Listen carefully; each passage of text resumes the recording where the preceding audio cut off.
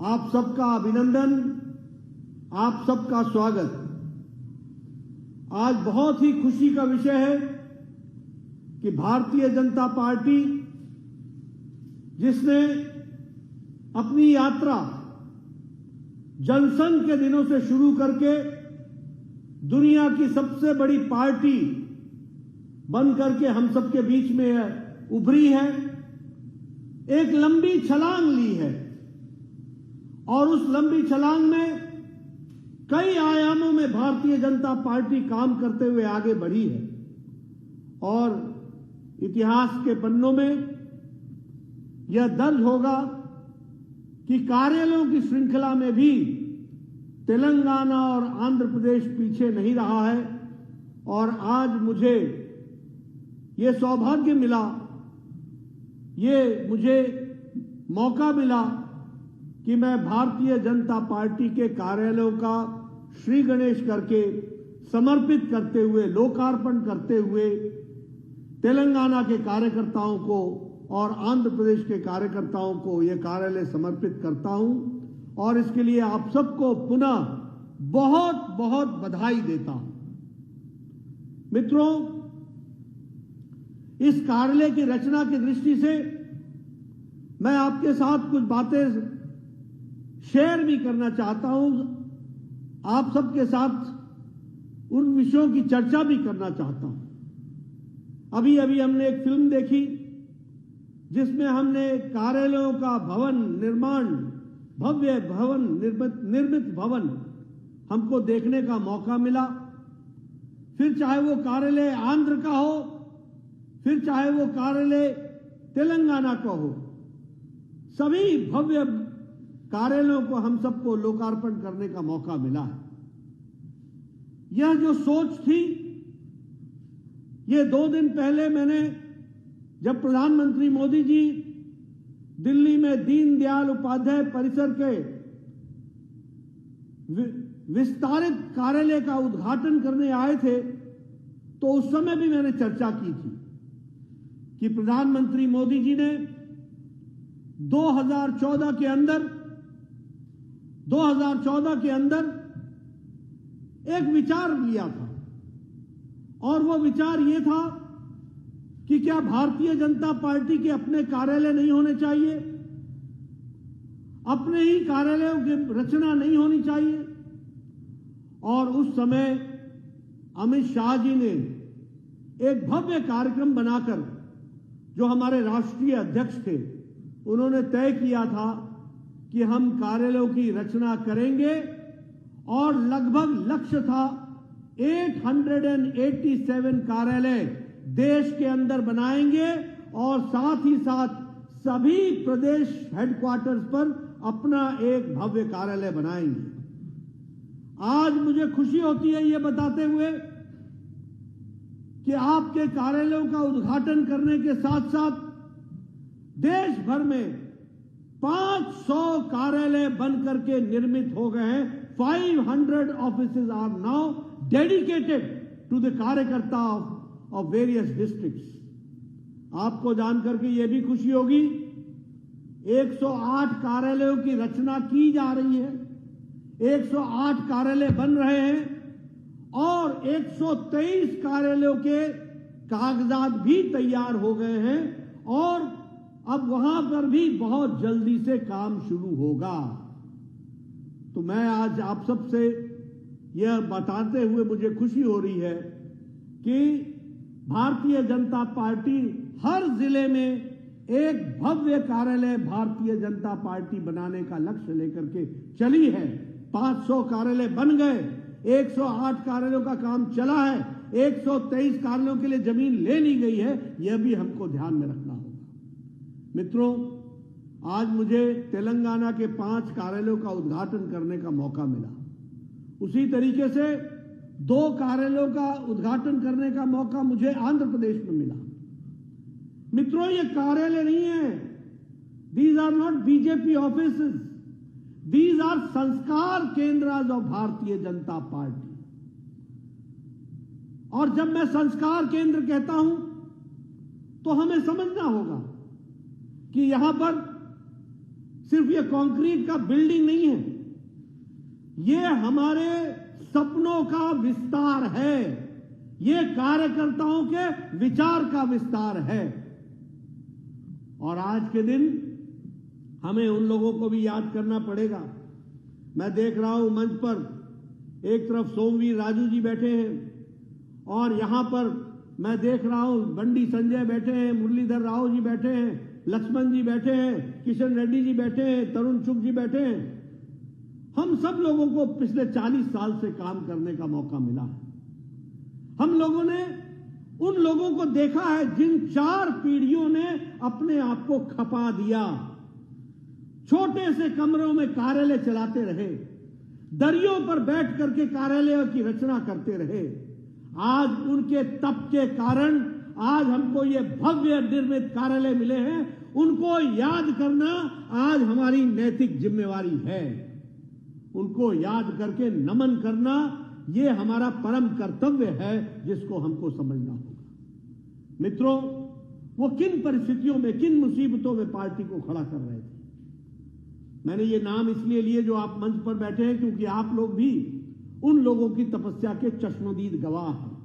और इसलिए आज उनको नमन करके, और मैं कार्यकर्ताओं से कहूंगा, ये हार्डवेयर तो बन गया, ये कार्यालय तो बन गया, लेकिन ये कार्यालय कार्यकर्ता का संस्कार केंद्र है, विचारों और सपनों का विस्तार है। और इसको अमली जामा पहनाना, इसको कार्य रूप देना हम कार्यकर्ताओं का काम है। इसको भी हमको समझना होगा।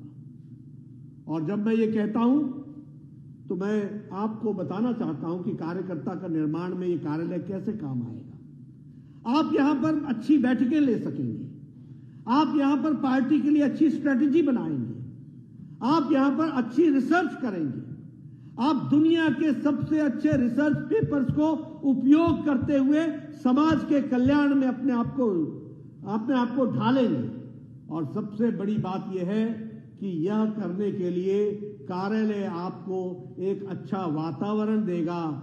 वह संस्कार का, सेवा का, समर्पण का, राष्ट्रभक्ति के संस्कार से आपको ओतप्रोत करेगा। इसके लिए पुनः आपको मैं बधाई देता हूं। मित्रों, मैं ये भी कहना चाहता हूं, भारतीय जनता पार्टी ऑफिस नहीं है। ऑफिस 10 बजे खुलता है, 5 बजे बंद हो जाता है। भारतीय जनता पार्टी कार्यालय है, जहां चहलकदमी ही शाम को शुरू होती है और इनफॉर्मल चर्चा के माध्यम से कार्यकर्ताओं के संस्कार का निर्माण होता है और उसको अच्छी तरीके से काम करने का मौका मिलता है। और हम सब लोग 24/7/365 24 घंटे 7 दिन 365 दिन भारतीय जनता पार्टी के लिए काम करते रहते हैं। मित्रों, जब मैं युवा था तो मैं हमेशा कहा करता था कि कार्य को विस्तार के लिए 5 क चाहिए होते हैं। और जब मैं 5 क की बात करता था तो एक था कार्यकर्ता। सबसे पहले कार्यकर्ता चाहिए, दूसरा कार्यक्रम चाहिए, तीसरा कार्यकारिणी चाहिए, चौथा कोष चाहिए और 5वां हमारे को कार्य को विस्तारण के साथ साथ कार्य को कराने का काम भी चाहिए। ये हम 5 कहा करते थे कार्यालय के साथ। आज मुझे खुशी है कि हमारे पास कार्यकर्ता भी है, हमारी कार्यकारिणी भी बनी हुई है, हमारे पास कार्यक्रम भी है, हमारी कार्यकारिणी के माध्यम से हम काम भी करते हैं और उसका क्रियान्वयन भी हो रहा है। इस बात के लिए मैं आप सबको बधाई देना चाहता हूं। मैं यह भी कहना चाहता हूं, यह संदेश भी देना चाहता हूं कि भारतीय जनता पार्टी के कार्यकर्ता ही उसकी आत्मा होती है और इसलिए कार्यकर्ता को अच्छे संस्कार मिले और पार्टी के लिए वो काम में जुटे, इसके लिए हमको हमेशा तत्पर रहना चाहिए। मित्रों, यहां पर मैं भी ये भी कहना चाहूंगा और हम सबका सौभाग्य है, जो लोग हमारी बात सुन रहे हैं उनको इस बात का गौरव होना चाहिए कि Bharatiya Janata party is an ideological based party, it's a वैचारिक पार्टी। ये विचारों से ओतप्रोत पार्टी है और कोई पार्टी, चाहे राष्ट्र हो, चाहे वो पार्टी हमारे रीजनल पार्टी हो, चाहे वो परिवार की पार्टी हो, किसी पार्टी के पास भी आइडियोलॉजिकल कंसिस्टेंसी नहीं है, वैचारिक एकरूपता नहीं है। ये वैचारिक एकरूपता है तो सिर्फ भारतीय जनता पार्टी में है। इस बात को भी हमको ध्यान में रख करके काम करना चाहिए। और जब मैं ये कहता हूं तो मैं ये भी आपको बताना चाहता हूं, जनसंघ के दिनों में हमने कहा था कि आर्टिकल 370 को हम समाप्त करेंगे। It was said in 1952 and हम उस विचारधारा के साथ चले। कई बार उठे, कई बार गिरे, कई बार बढ़े, कई बार घटे, लेकिन ये लड़ाई हमने लड़ी और 2019 को 6 अगस्त को धारा 370 को समाप्त करके हटे। ये हमारी वैचारिक पृष्ठभूमि है जिसको हमको समझना होगा। ये छोटी यात्रा नहीं थी। 1952-53 में श्यामा प्रसाद मुखर्जी जी का बलिदान, एक देश में 2 निशान, 2 विधान, 2 संविधान, 2 प्रधान नहीं चलेंगे। ये वहां से चल करके ये लंबी यात्रा 19 अगस्त 2019 को हम धारा 370 को धाराशाही करते हैं। ये विचार की लड़ाई थी, इससे हम लड़ सके। आपको मालूम है एक बार हम दो एमपी की पार्टी बन गए थे। 2 एमपी की पार्टी से बढ़कर के फिर खड़े हुए और 303 एमपी वाली पार्टी भी बने। ये भी हमको ध्यान में रखना चाहिए। और अगर मैं बात करूं इसी दृष्टि से राम मंदिर का विषय, पालमपुर का प्रस्ताव पारित किया था। मुझे यह साल याद नहीं है, लेकिन मुझे ध्यान पड़ता है कि शायद वो 1989 का प्रस्ताव था। एक लंबी लड़ाई लड़ी और आज हम ये कह सकते हैं कि 2020-21 के बाद हम राम जन्मभूमि का भी भव्य निर्माण करने की आज योजना बनकर के वो भी तैयार हो रही है। अगर मैं बात करूं अंत्योदय, हमारे दीनदयाल उपाध्याय जी ने कहा था एकात्म मानववाद। उस एकात्म मानववाद का एक्सटेंशन हुआ अंत्योदय। उस अंत्योदय से आगे बढ़कर के मोदी जी ने और उसको अच्छा शब्द दिया, सबका साथ, सबका विकास, सबका विश्वास, सबका प्रयास। यानी विचार के दृष्टि से जो हम सोच करके चले उसको हमने पूरा करने का प्रयास किया। जब हम वैचारिक पार्टी बोलते हैं तो सांस्कृतिक राष्ट्रवाद ये 1952 में जनसंघ भी रखती थी और आज 2024 में 23 में भी भारतीय जनता पार्टी सांस्कृतिक राष्ट्रवाद के लक्ष्य को लेकर के चल रही है। मित्रों, हमें कैडर बेस्ड पार्टी है। किसी और के पास ये कैडर नहीं है जो भारतीय जनता पार्टी के पास है। हम लोगों को सौभाग्यशाली है कि हम दुनिया की सबसे बड़ी पार्टी है। It is a party of 18 crore कार्यकर्ता। ये पार्टी है जिसमें हमारे 37 स्टेट यूनिट्स हैं, यूटी यूनिट्स हैं। ये पार्टी है जिसमें 973 डिस्ट्रिक्ट की कमिटीज बनी है और ये पार्टी है जिसके 1,16,000 शक्ति केंद्र प्रमुख नियुक्त हैं। और आपको जानकर के खुशी होगी कि जब हम कार्डर बेस्ड पार्टी कहते हैं तो 10,40,000 बूथ में 6,80,000 बूथ पर हमारी बूथ की समिति गठित है। यह भारतीय जनता पार्टी ही है जिसके पास ये ताकत है। हम ये भी कहते हैं कि Bharatiya Janata party is an ideological based party, it is a cadre based party and it has got a mass following। और जब हम mass following कहते हैं तो आज हमारी लोकसभा में 303 सीटें हैं, राज्यसभा में हमारे 93 एमपी हैं, हमारे 1415 एमएलए हैं, हमारे 164 एमएलसीज हैं। हम लोगों ने नॉर्थ ईस्टर्न में भी अभी इलेक्शन जीता है। उत्तर प्रदेश से लेकर के पश्चिम से पूरब तक भारतीय जनता पार्टी एक ही पार्टी है जो पैन इंडिया पार्टी है। इस बात को भी हमको समझना चाहिए। और प्रधानमंत्री जी ने कहा था अभी हेडक्वार्टर्स के विस्तार के उद्घाटन के समय में, और उन्होंने कहा था भारतीय जनता पार्टी एक व्यवस्था है, भारतीय जनता पार्टी एक विचार है, भारतीय जनता पार्टी एक संगठन है और भारतीय जनता पार्टी एक आंदोलन है। इसको अभी अभी प्रधानमंत्री जी ने कहा था, हमको इसको अक्षरशः शब्दों में उतारना है। 2018 के लोकार्पण के करते समय प्रधानमंत्री जी ने कहा था कार्यालय की आत्मा हमारा कार्यकर्ता है। इसलिए कार्यकर्ता के निर्माण के लिए हम सब लोगों को समर्पित होना चाहिए। आज जब ये नए कार्यालय का विस्तार कर रहे हैं तो ये केवल भवन नहीं है, ये बल्कि एक भारतीय जनता पार्टी के सपनों के विचार को बढ़ाने का रास्ता है। सेवा ही संकल्प का विस्तार है और उसी तरीके से भारतीय जनता पार्टी देश के कार्यकर्ता, आशाएं, लोगों की आकांक्षाएं, उनके सपनों को के लिए ड्राइविंग फोर्स होती है, उसका एक माध्यम है। इसलिए मित्रों, भारतीय जनता पार्टी के कार्यकर्ता को ये जो ड्राइविंग फोर्स मिलती है, ये दिन रात उनको दौड़ने के लिए मजबूर करती है। ये कभी उनको थकने नहीं देती, ये कभी उनको झुकने नहीं देती, ये उनको हमेशा तरोताजा रखती है। इस बात को भी हमको ध्यान में रखना होगा। मित्रों, ये मैंने कार्यकर्ता की दृष्टि से आपको ये सारी बातें बताई, लेकिन आज मैं आपको बताना चाहता हूं और आपको इस बारे में आपके सामने इस विषय को रखना चाहता हूं। आज हम सौभाग्यशाली इसलिए भी हैं कि हमारा नेतृत्व, भारतीय जनता पार्टी, देश का नेतृत्व आदरणीय प्रधानमंत्री मोदी जी कर रहे हैं। और आपको जानकर के खुशी होगी कि भारतीय जनता पार्टी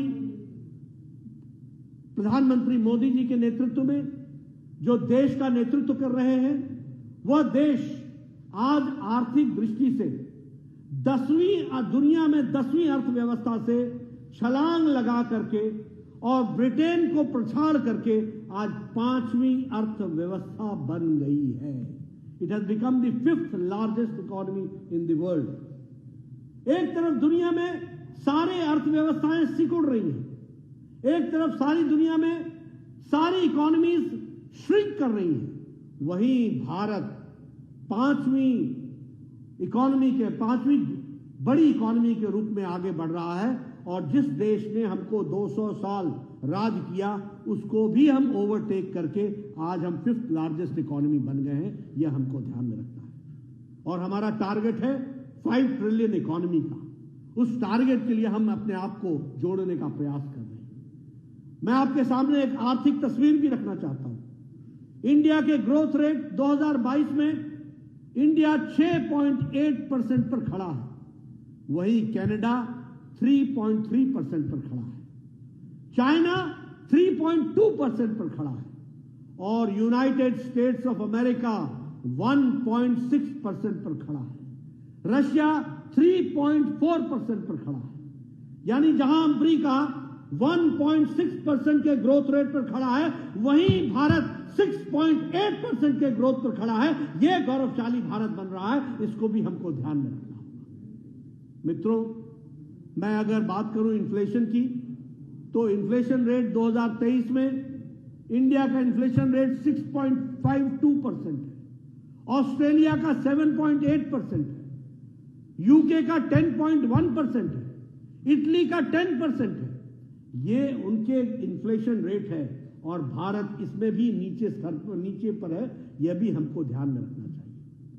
हम आज 2014 में चौथी स्टील की मैन्युफैक्चरिंग देश था, आज दूसरे नंबर पर हमारा देश खड़ा है। ऑटो मार्केट में भारत तीसरे नंबर पर खड़ा है। मोबाइल में 2014 में 92% of mobiles used to come from other countries, import होता था। आज 97% मोबाइल भारत में बन रहा है और एप्पल भी अब भारत में बन रहा है। यह भारत की आर्थिक शक्ति बनी है।